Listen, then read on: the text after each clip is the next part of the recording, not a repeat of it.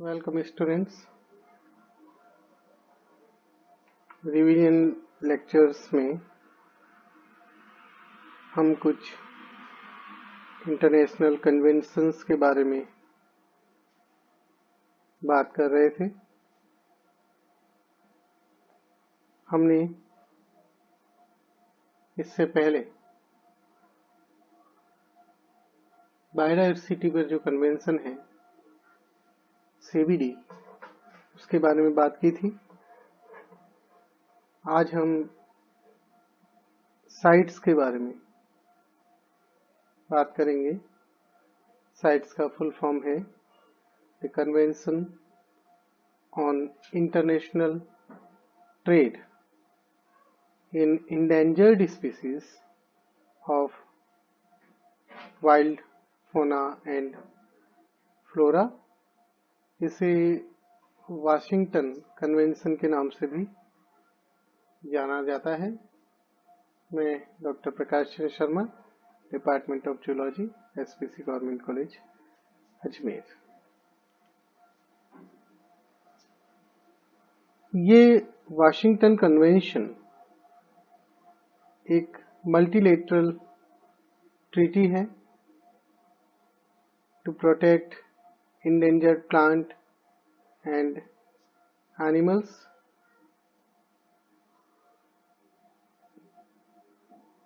1963 में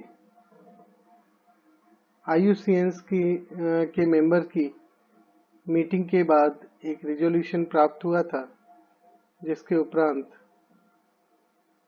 इस कन्वेंशन के लिए ड्राफ्ट किया गया था।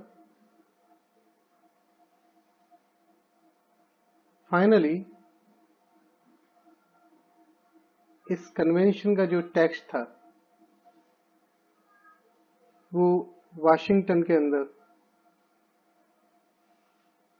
सिग्नेचर के लिए 3 मार्च 1973 से ओपन किया गया और ये 1 जुलाई 1975 से इनफोर्स हुआ। इस कन्वेंशन का जो मल्टीलेटरल कन्वेंशन है, इसमें आज की तारीख में वर्तमान में 183 पार्टीज हैं, जिनका उद्देश्य है to ensure that international trade in specimens of wild animal and plant does not threaten their survival. या हम दूसरे शब्दों में ये कह सकते हैं कि वाइल्ड एनिमल और प्लांट का जो इंटरनेशनल ट्रेड है वो इस प्रकार से रेगुलेट हो, इस प्रकार से हो कि उसके कारण से वाइल्ड एनिमल एंड प्लांट के जो सर्वाइवल है उसके लिए खतरा पैदा ना हो। तो इसकी जो लोकेशन है वो जेनेवा में है। जेनेवा में ये स्थित है, स्विट्जरलैंड जेनेवा। 1 जुलाई 1975 से ये इन्फोर्स हुआ है। जैसा हम बात करते हैं, आज इसकी 183 पार्टी हैं और 5 भाषाओं में ये कार्य करता है, जिसमें Chinese, English, French, Russian, Spanish आदि भाषाएं शामिल हैं। 35,000 से ज्यादा एनिमल और प्लांट की स्पीसीज को इसके अंतर्गत देखा जाता है।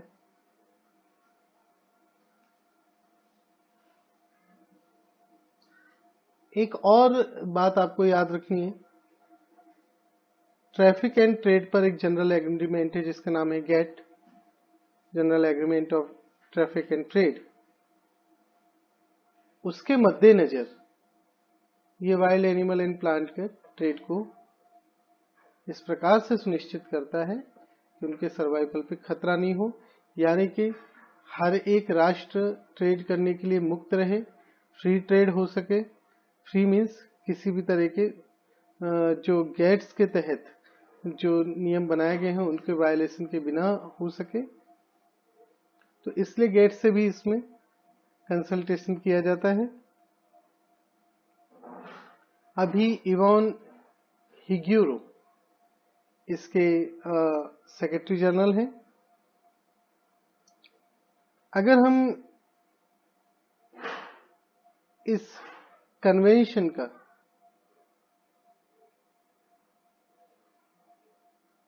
स्ट्रक्चर देखें तो सबसे पहले आप ये समझिए कि ये one of the largest and oldest conservation and sustainable use का एक एग्रीमेंट है।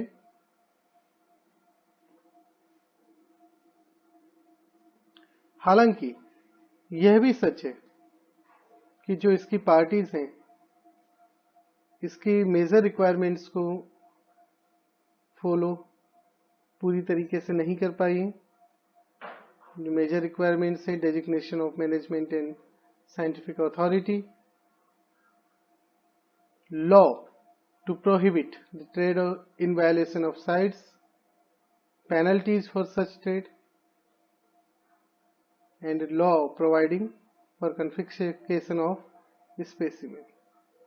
तो कई सारी पार्टीज हालांकि इन चीजों को अभी तक पूरा नहीं कर पाई है, लेकिन ये एक लार्जेस्ट कन्वेंशन माना जाता है, one of the largest convention, जिसको साइन ही 80 से ज्यादा पार्टीज ने किया था। तो हम इसका अगर स्ट्रक्चर की बात करें तो कॉन्फ्रेंस ऑफ पार्टीज मिलकर के 3 प्रकार की यहाँ कमेटीज बनती हैं। एक जो प्लांट के बारे में ऑब्जर्व करेगी, plant committee. Second is animal committee. तीसरी स्टैंडिंग कमेटी। और साथ ही साथ इन चारों से मिलकर के, इन चारों के कंट्रीब्यूशन से साइट्स का सेक्रेटरीट भी तैयार होता है, जो अगेन गेट्स, यूएन एनवायरमेंट आदि एजेंसी से इनपुट्स भी लेता है। तो जैसा मैंने कहा आपको कि गेट्स जो है वो ट्रेड एंड ट्रैफिक के लिए एक जनरल एग्रीमेंट है, तो उसके मद्देनजर साइट्स में सेलेक्टेड ट्रेड्स को परमिट किया गया है। इसके अंतर्गत लाइसेंसिंग की व्यवस्था पर जोर दिया गया है, खासतौर पर इंपोर्ट, एक्सपोर्ट, री एक्सपोर्ट, इंट्रोडक्शन आदि पर लाइसेंसिंग सिस्टम के माध्यम से ऑथराइजेशन की व्यवस्था की गई है। और जैसा अभी मैंने आपको बताया कि जो मेजर रिक्वायरमेंट्स हैं उनमें से 2 मेजर रिक्वायरमेंट जो हैं वो यही है कि हर एक पार्टी को, यानी कि हर एक कंट्री को अपने यहाँ एक मैनेजमेंट अथॉरिटी को डेजिग्नेट करना होगा और एक साइंटिफिक अथॉरिटी को, कम से कम एक साइंटिफिक अथॉरिटी को भी डेजिग्नेट करना होगा। इसके अंतर्गत 3 अपेंडिक्स हैं, जिनमें करीब 5000 एनिमल और करीब 29,000 प्लांट स्पीसीज को प्रोटेक्शन दिया गया है। इन तीनों ही अपेंडिक्स में अपना डिग्री ऑफ प्रोटेक्शन अलग अलग है। तो अपेंडिक्स 1 में उन स्पीसीज को सम्मिलित किया गया है जो एक्सटिंक्शन से के खतरे से जूझ रही हैं, और इनके अंदर केवल एक्सेप्शनल केस के अंदर ही ट्रेड परमिट है। अपेंडिक्स 2 में कंट्रोल्ड ट्रेड किया जा सकता है।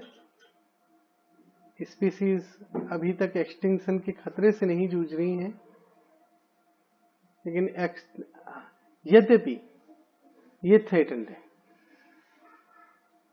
अपेंडिक्स 3 में ऐसी स्पीसीज को सम्मिलित किया गया है जो जनरल सेंस में थ्रेटन्ड या नहीं है, केवल किसी एक कंट्री में प्रोटेक्टेड है या एक से अधिक कंट्री में प्रोटेक्टेड है।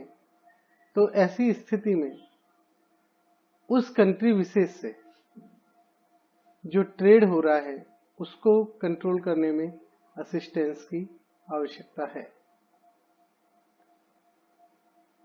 तो हम देखें अपेंडिक्स 1 के अंदर करीब 687 एनिमल स्पीसीज, अपेंडिक्स 2 के अंदर करीब 5056 स्पीसीज और 15 सब स्पीसीज, और अपेंडिक्स 3 में करीब 202 एनिमल स्पीसीज और 14 उनकी सब स्पीसीज शामिल की गई हैं, जबकि 395 प्लांट स्पीसीज अपेंडिक्स 1 में, 32,364 स्पीसीज अपेंडिक्स 2 में और 9 स्पीसीज अपेंडिक्स 3 में सम्मिलित आज की तारीख में हैं। भारत में अगर हम साइट्स की स्थिति देखें तो 20 जुलाई 1976 को भारत ने इसको रेटिफाई किया और भारत के अंदर ये इनफोर्स हुआ 18 अक्टूबर 1976 से। वर्तमान में जो मैनेजमेंट अथॉरिटी है भारत में वो Soumitra Das Gupta, additional director general of forest, ministry of environment, forestry and climate change, government of India में हैं। और इसके अलावा जो अदर अथॉरिटी हैं जो कि परमिट ग्रांट कर सकती हैं वो है regional deputy director, wild life crime control bureau, चारों रीजन में, north, south, east and west. और इसके अलावा जो साइंटिफिक अथॉरिटीज हैं वो director ZSI, director BSI, director CMFRI Cochin, director WII Dehradun, director institute of forest genetics and tree breeding Coimbatore, director FRI, director RFRI Jorhat, ये इसके अंदर शामिल है। तो ये हमारा यहाँ पर जो साइट्स रिवाइज करना था वो टॉपिक कंप्लीट होता है। धन्यवाद।